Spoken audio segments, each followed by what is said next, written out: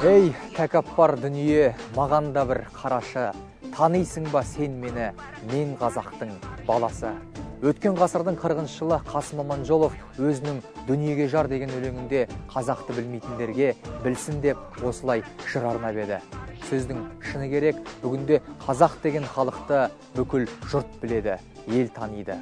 Талай қазақтың баласы өз өнерімен, өз білімімен, өз күшімен әлемді бір емес бірнеше рет мойындатты.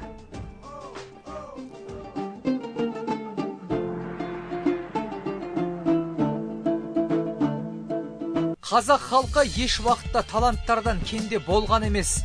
Бұлбұл дауысты әнші де, мың бұралған биші де, алып күштің иесі де, тіпті Пифагордың інісі де қазақтан шықты. Шүкір дейміз. Тас жарар таланттар әлі де шығып жатыр. Тәуба дейміз. Әлемде 200-ден астам мемлекет болса, оның көп болса, онында ғана ғарышкер бар. Бізде олар екеу, Тоқтар мен Талғат. 9 миллион қазақтың ішінен екеуіне ғана ғарышкер болу бақыты бұйырды. Бірі әлемнің 256-шы, екіншісі 309-шы ғарышкері. Халық қаһармандары өз елінің ғана емес, өзге мемлекеттердің де марапаттарын алған азаматтар, ғарышты бағындырған, әлемді мойындатқан қазақтар.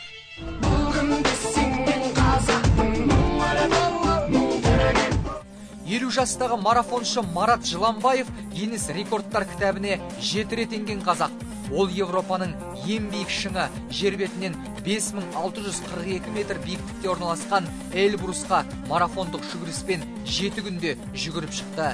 1992 жылы 20 күнде 1200 шақырымдық Қарақұм шөлін, 1993 жылы 24 күн ішінде 1700 шақырымды алып жатқан Сахара шөлін, сол жылы 22 күнде 1600 шақырымдық үлкен Виктория шөлін, 1994 жылы 17 күнде Махава шөлін кесіп өтті.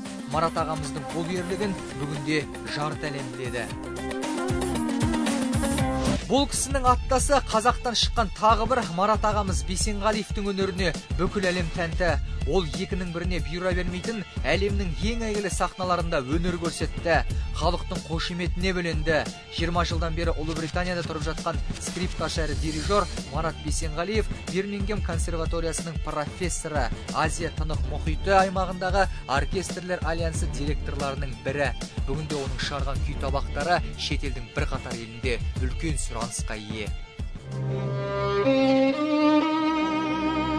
At the same time, my interest to conduct. Ирландияның ұлттық симфониялық оркестрінің басшысы Алан Бөрбаевтың есімі елге белгілі. 33 жастағы қандасымыз қазір Европаның біраз оркестрлерімен жұмыс жасап жүр. Әсіресе Голландия және Германияда оның талантына табынып, шеберлігіне тәнті тыңдарман көп.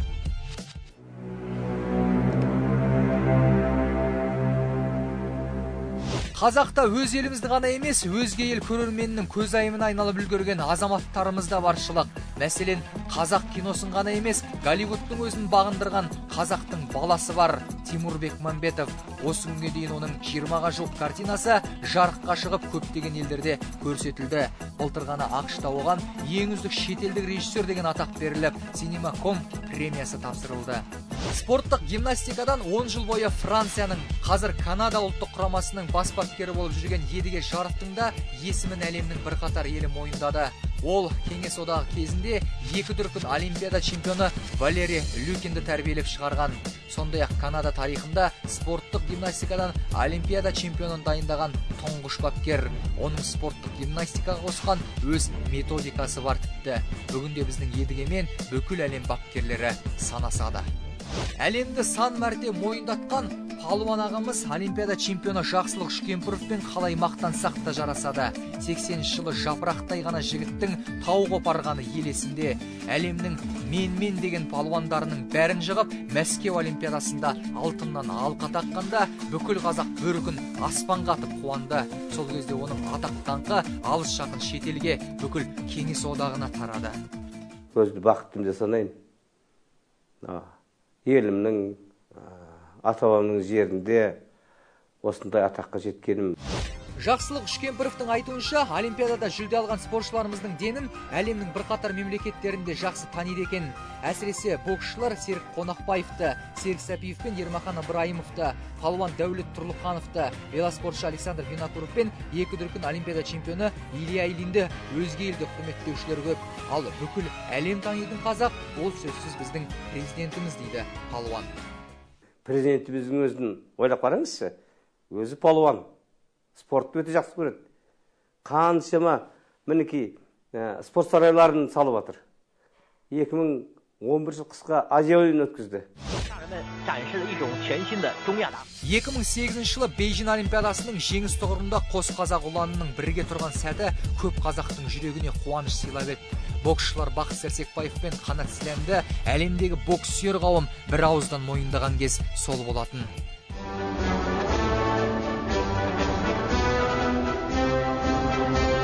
Сопрано дауысты опера әншісі Майра Мұхамед қызының шетелдегі қаламақысы қанша? Айтпай та қойыңыз, басқалар қызғанып қалып жүрмесін.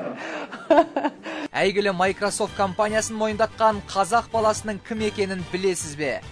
Hi, I'm Quat. I'm a PhD student at MIT. Бұл жөнінде бірер минуттан соң айтамыз.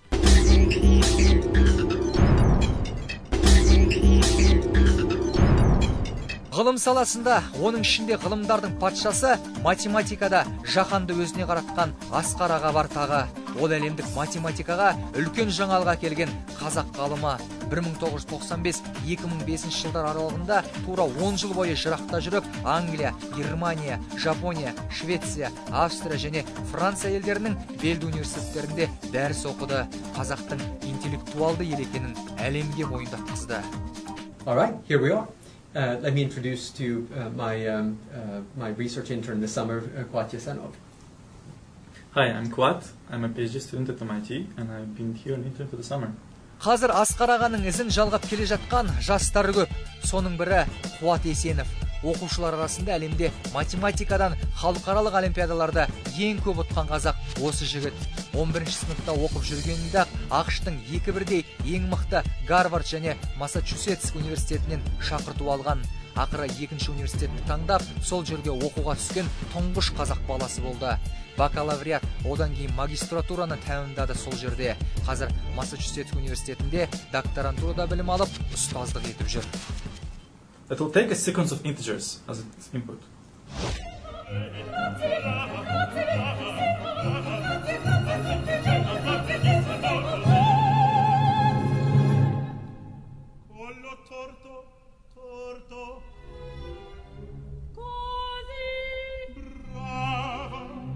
ақш, Франция, басқа да көптеген елдердің ірі опера театрларында ән шырқаған Майра Мұхамед қызымен қазақ қана емес, Қытай, француз елі де осы күні мақтанады. Париждегі әйгілі Гранд операда әзірге өнер көрсеткен жалғыз қазақ осы кісі.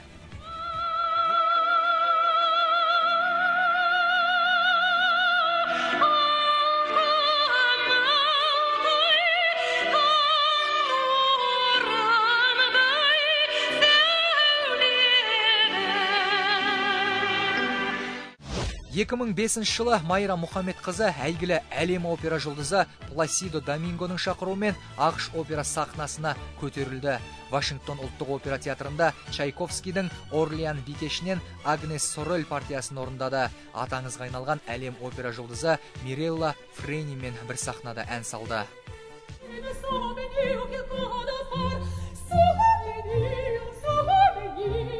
Еліміздегі ең атақты сопрано дауысты опера әншісі әлемге Майра Керей деген есіммен танылған. Ол неліктен Майра Керей атанды? Өз айт. 11 сентябрьдегі қыркүйектегі Америкадағы жарылыстан кейін террористік Майра Мұхамед қызы деген тура сол 2003 жылы мен контракт алдым да, содан көбісі ұсыныс жасады. Мынау саяси жағынан да, мынау әлемдегі үрдістерде кішкене қиын болып тұр жағдай. Өзіңізге бір өнердегі бір қысқа нұсқа бір фамилия талдасаңыз деп. Содан ойланып, толғанып, соны үйдегілермен ақылдасып ата-анамменен сол Майра Керей дегенді жөн көрдік. Бірақ өз елімде Майра Мұхамед қызы болып мәңгі қала беремін. Он әлемдегі белді театр ұжымдары өздерінің қатарында көргісі келеді. барлық жағдайыңды жасаймыз деп сан мәрте шақырыпты. Бірақ әнші ұсыныстардың бірде-біреуін қарастырмаған. Қазақтың қызы өз елін жанындай жақсы көретінін айтады. Франция болды, Америкада болды. Саған green card берейік деп сондай ұсыныстар болды. Бірақ мен кеткенде елбасына, халыққа вәде беріп кеттім. Бәрі сондай мені жазды, кетіп қалады ма мына қыз деп. Сол вәдемде тұрам. Майра Мұхамед қызының 2 жылға жоқ декреттік демалыста болып, қайта шығармашылыққа ден қойғаны міне осы. Келер айда Францияға барып, опера қойылымдарын қойып қайтпақ. Біз әншіден оның шетел сахналарында бір концертте қанша қаламақы алатынын да сұраған ек. Әлем мойындаған әншінің қаламақысы да жақсы болады емес пе? Жалпақ тілмен айтқанда, біздің 10 жылда алатын зарплатымды бір түнде төлейді. Әнші Майраның мақсаты әлі де үлкен сахналарды бағындыру, басшылық қызметке де барғысы келетінін жасырмады. Ендеше неге дергі? Доминго 2 үлкен театрды басқарып отыр, Вашингтон мен Лос-Анджелес опера театрын. Беверли Хиллз деген әнші болған, ол Чикаго опера театрын басқарған. Олар әнші болып өзі. Енді мен кішкене біраз тәжірибе жинап, шетелден көргенім бар, естігенім бар. Соны көріп өсіп келе жатырмын. Сондықтан, егер маған сеніп берсе, мен міндетті түрде өзгеріс жасар едім. Өйткені өзгеріс жасамай біз дами алмаймыз. Сөздің шыны керек, несін жасырайық. Осы біз айтқан әлем мойындаған таланттарымыздың көбісі қазір басқа елдің азаматы атанып жүр. Қолда бардың қадірі жоқтың кері. Мүмкін оларды өз уақытында бағалай алмаған шығармыз. Бірақ діні, тілі, рухы қазақ баласын өзге елден алуға әрекет жасасақ, қолымызды қайтармасаны. Ең болмаса, осында жүрген таланттарымызды бағалай алсақ ал. Кімсің десең, мен қазақтың баласымын дейтін білікті, білімді азаматтарымыздың басы біріксе, әлем халқы әр жерде шашылып жүрген әр қазақты емес, бар қазақты мойындар еді.